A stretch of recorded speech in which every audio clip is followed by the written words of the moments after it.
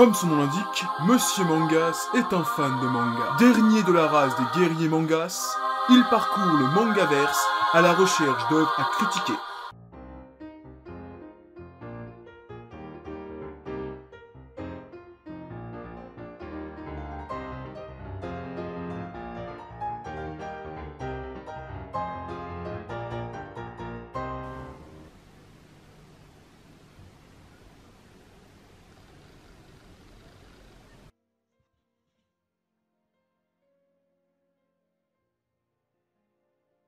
Il est beau mon vaisseau, n'est-ce pas? Chariot? C'est toi? Ah non, là tu confonds avec mon frère jumeau. Son frère? Ben oui, tu sais, le grand général Quattro Chariot de l'Empire du Réal. C'est nul.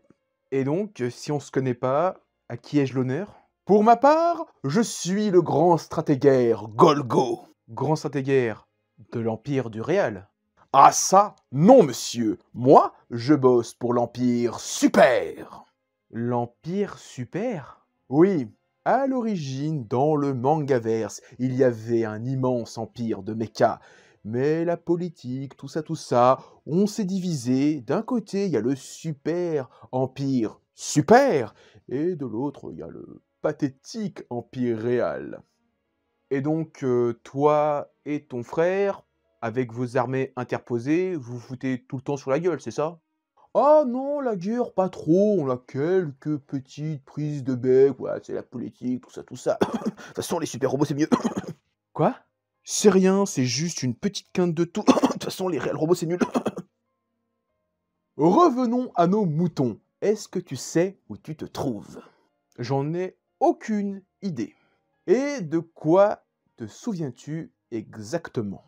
J'ai des vagues souvenirs d'un vieux savant fou allemand. Je vois. Donc, toi, tu peux me dire ce que je fais là? Oui, alors en fait, pour être tout à fait exact, il y a quelques semaines, on a vu une grosse explosion à la frontière entre l'Empire du Réal et le royaume Etchi. Alors on a cru une petite coalition entre ce pathétique empire et ce dangereux royaume. Une coalition? Le royaume super et le royaume réal, ils sont équivalents en termes de puissance. Mais rajouter le royaume Etchi dans l'équation, eh ben, c'est pas terrible. Ce pervers royal est si fort que ça? Je disais donc, on était parti pour faire la guerre, et finalement, on a trouvé que ton corps inanimé. Otak Boy. Otak Boy? C'est le nom de la personne qui a causé l'explosion. Je m'en souviens maintenant. Et tu sais où il se trouve? Aucune idée. Ah, ça c'est con. Mais je sais qu'il est extrêmement dangereux. Il faut l'arrêter à tout prix, quoi qu'il en coûte. Et il faut déjà le trouver. Alors, pour ça, je pense savoir par où commencer, mais d'abord, il faut m'emmener vers la personne qui pourra m'aider. Exactement. À une seule et unique condition. Une critique, je suppose. Getter Robo est un manga écrit par Go Nagai et dessiné par Ken Ishikawa. Le manga a commencé en 1974 dans le Weekly Shonen Sunday de Shogakukan. En France, c'est Isan Manga qui a édité le manga en 3 gros tomes. Résumé, la Terre est en danger. Terré dans ses profondeurs, le peuple des dinosaures s'est réveillé et souhaite retrouver la planète qui lui appartenait autrefois.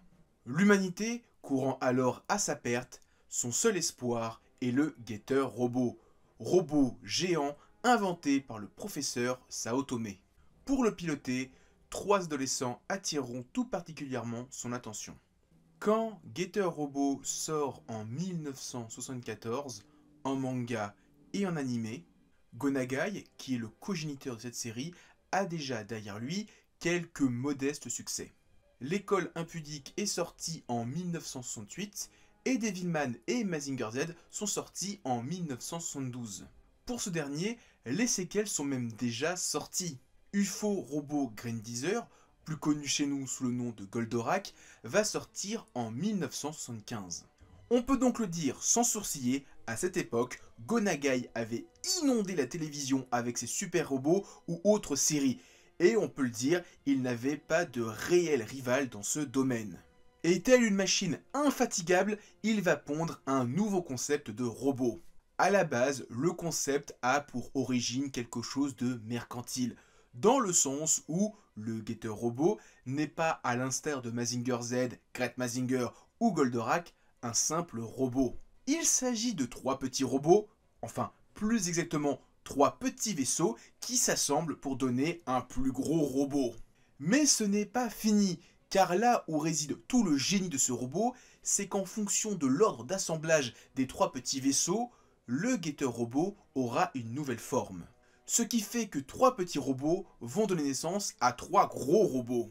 Imaginez simplement la souffrance des parents japonais à l'époque. Ils ne doivent plus acheter qu'un simple gros robot, mais pour faire plaisir à leur enfant, ils doivent en acheter 3, parce que sinon, ça n'a plus aucun sens. Forcément, pour piloter ces 3 robots, il faut à chaque fois un pilote. Ce qui fait que, comparativement à d'autres œuvres de Go Nagai, où on avait un personnage central entouré d'acolytes, ici, on a 3 personnages qui vont se partager la vedette. Avant d'en parler, je veux juste faire une micro-parenthèse sur les héros de Go Nagai, que ce soit Koji Kabuto ou Akira Fudo. Les protagonistes de l'auteur sont souvent des héros un peu bagarreurs, mais ayant le cœur pur. Gardez ça en tête, car vous allez être surpris par l'introduction des 3 héros de ce titre. Ryoma Nagare, qu'on peut qualifier de personnage principal du trio de pilotes. Si je devais lui donner un seul et unique adjectif, ça serait Neketsu, le sang chaud. Pour le dire simplement, la première fois qu'on voit ce personnage, il arrive à un tournoi d'arts martiaux avec le portrait de son défunt père. Et alors là, il va casser la gueule à tous les participants du tournoi d'une manière brutale et sans pitié. Pour lui, la violence et la force brute sont les choses les plus importantes pour un combat. Hayato Jin.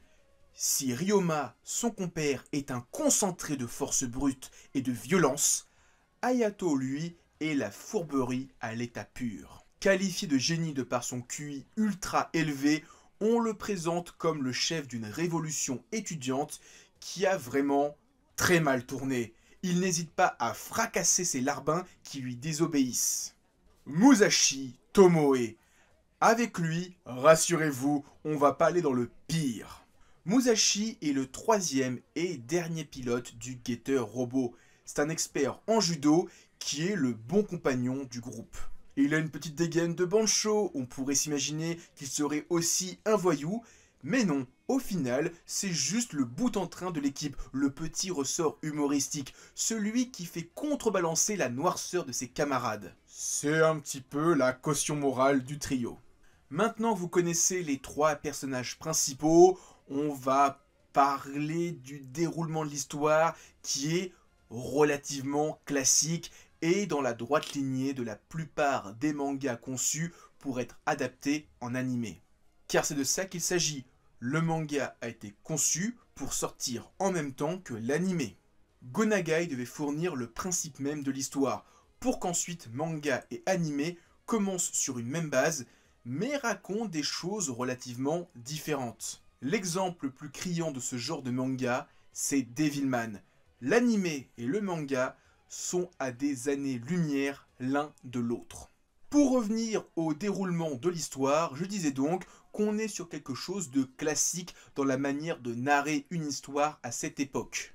Avec un schéma narratif proche des productions tokusatsu, avec le fameux monstre de la semaine. Comprenez qu'à chaque épisode, on aura une nouvelle menace envoyée par le grand méchant qui vont attaquer l'équipe du guetteur robot. Le monstre sera vaincu à la fin de l'épisode et on recommence ad vitam aeternam jusqu'à la fin de la série. Malgré tout, la série a tout de même quelques subtilités.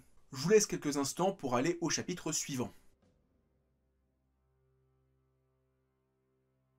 En petite différence, je pense par exemple au fait que les héros n'affrontent pas que les Mégazords. Ils vont par moments affronter des sous-unités d'élite, comme par exemple le clan des dragons. Mais aussi, accrochez-vous bien à vos sièges, vers la fin du second tome, arrive une nouvelle menace. En plus d'affronter le peuple des dinosaures, le trio doit se coltiner le clan des 100 démons. Il s'agit des grands méchants de la seconde saison de Getter Robot intitulée Getter Robot G. On a donc en 3 tomes une version résumée, condensée des 51 épisodes de la série de 74, qui a poursuite la série G de 1975, qui donne une conclusion au manga et à l'anime. Je parlerai des animés dans une vidéo bonus qui va sortir dans quelques temps. Je parlerai aussi des OAV, vous inquiétez pas, on va parler de ça, mais c'est pas le sujet de la vidéo. Pour revenir au manga, soyez rassurés, il garde l'essentiel de l'animé, mais forcément, quand tu compares 3 tomes à 50 épisodes, forcément, il y a moins de développement de personnages, du fait qu'il y ait moins d'histoire, mais le manga garde le cœur, le point névralgique du récit. Par contre, ne vous attendez pas à une réelle conclusion, car comme bon nombre de mangas qui étaient adaptés en animé en parallèle, ces mangas n'ont pas de réelle fin. Le manga est là pour promouvoir l'animé, qui se finit par « Vous voulez la fin? Allez voir l'animé ». Ça peut paraître un petit peu bâtard, mais bon nombre de mangas de cette époque se sont finis de cette manière-là. Encore plus les mangas de robots. C'est vrai que quand on n'est pas habitué à lire des mangas de cette époque, ça peut paraître frustrant, et j'ai déjà fait les frais de lire un manga qui arrive en France et dont la conclusion c'est « va voir l'animé » qui est trouvable nulle part. J'avoue que plus d'une fois, j'ai eu le démon. Voilà pourquoi je préférais vous prévenir. Avant de terminer cette vidéo, j'aimerais revenir une toute dernière fois sur le robot. J'ai expliqué en début de vidéo que ce dernier n'était pas qu'un simple robot, mais l'agglomération de 3 plus petits robots, enfin 3 plus petits vaisseaux. Ce concept est intéressant dans le manga car l'union de 3 pilotes va créer un super robot qui va permettre de vaincre la menace ennemie. Cette manière d'empiler des robots pour en créer un nouveau doit rappeler quelque chose aux fans du studio Trigger et de son fondateur. Je pense que les fans d'Emaishi sont au courant, mais pour ceux qui l'ignorent, la série Gurren Lagann a un certain lien de parenté avec Getter Robot. Dans la série, Simon et Kamina pilotent leurs robots respectifs, le Lagann pour Simon et le Gurren pour Kamina. Chacun se bat de son côté, mais ils peuvent aussi s'assembler d'une manière assez brutale, on va dire ça comme ça, pour former le Gurren Lagann, un robot copiloté par Simon et Kamina. Alors c'est sûr que Gurren Lagann a juste repris l'idée de « on met un robot sur un autre robot pour que ça crée un nouveau gros robot ». C'est l'idée simpliste, mais cette idée, c'est l'idée de base de Getter Robot. Mais le côté « on fait un assemblage et en fonction de l'ordre ça fait autre chose », ça, Gurren Lagann, il l'a oublié. Et je reviens sur ce que je voulais dire à l'origine pour les robots et leurs 3 formes. Mathématiquement, c'est dommage d'avoir limité le Getter à 3 formes principales, car en vrai, dans les mathématiques combinatoires, on devrait avoir 6 formes au total. Dommage de ne pas avoir été capitaliste jusqu'au bout et de n'avoir proposé que les 3 formes qu'on connaît. Alors, ils n'ont pas vraiment de nom, mais je vais reprendre ceux qui sont donnés dans l'OAV Armageddon parce que je trouve que les noms sont super cool. Tout d'abord, le dragon qui est la forme de base, celui du Getter qu'on voit partout. Dans ma tête, c'est le robot que pilote Ryoma et c'est le robot le plus polyvalent parce que il est à la fois relativement rapide et relativement fort. Le Liger, la forme légère armée d'une foreuse, c'est la forme que pilote Hayato, c'est la plus rapide des 3 formes, mais en même temps la plus fragile. Le Poséidon, la forme la plus imposante pilotée par Musashi, c'est le robot le plus fort de tous, et forcément, c'est aussi le moins mobile. Au niveau du dessin, on est sur quelque chose de relativement familier si vous connaissez Go Nagai. Vous avez lu Kyuchione, Devilman, Kekokamen ou encore Mazinger Z, vous ne serez pas dépaysé, loin de là, on est vraiment sur un style proche de l'auteur. Alors oui, il est crédité comme créateur, mais d'après ce que j'ai compris, il n'est qu'à l'idée originale. C'est Ken Ishikawa, qui est un de ses anciens assistants, qui est connu comme étant le papa de Getter Robot. Ayant appris auprès de Gonagai, forcément on retrouve une parenté dans le dessin. Même si certains chapitres pondus bien plus tard montrent un style bien différent de ce que propose Gonagai aujourd'hui. Et c'est assez étrange de passer d'un chapitre plus ancien à un chapitre plus récent, car on voit clairement la différence au premier coup d'œil. Et alors, le tout est servi par l'édition d'Isan Manga, qui est juste incroyable. J'aime beaucoup leur travail, même si leurs titres sont très chers. Pour moi, pour ce titre, ils se sont réellement surpassés pour nous sortir 3 tomes extra de Getter Robot. Le grand format permet de savourer pleinement les scènes de baston dantesques entre un robot géant et des créatures reptiliennes tout aussi grandes. Et on a un papier d'une qualité sans égale dans toute ma mangatech. En conclusion, Getter Robot, c'est un super manga du genre super robot. Le titre a une idée de base toute conne qui le différencie de la concurrence et qui serait à l'origine de l'équipe marketing. Il s'agit aussi d'une œuvre qui a traversé les âges et qui a inspiré un animé qui est, ma foi, connu aujourd'hui comme étant l'un des meilleurs animés de tous les temps, même si j'aime pas les mechas. Ceux qui disent ça, on vous voit et on vous méprise. Et surtout, mine de rien, Getter Robot fait partie de ce petit cercle de licences créé par Gonagai qui continue encore aujourd'hui à exister avec des nouvelles itérations. J'ai fait cette petite critique. J'aimerais que tu m'emmènes chez un inspecteur de la police du Mangaverse. Ok, on n'est pas très loin d'un QG de la police du Mangaverse. Par contre, ça prendra un mois. Un mois, c'est bien. C'est très bien même, parce que ça va me permettre de me préparer psychologiquement à le rencontrer.